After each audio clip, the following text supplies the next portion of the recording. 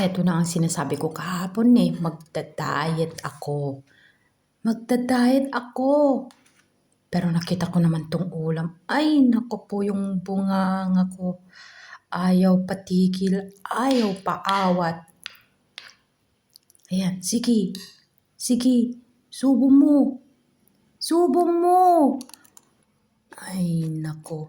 Kaya nga lagi akong inaawit tong tiyan ko eh. Dahil minsan, grrr. Pero itong bunga nga, sige pa, gusto ko pang kumain, gusto ko pa. Ayan na naman tayo eh. Hala, sige, subo na naman. Walang katapusang lamon ng lamon. Para mo nang sinabing lamon is life, tapos sasabihin mo, tumataba na naman ako. Ayan, tumataba ka na naman. Oh, sige, ayan, nabusog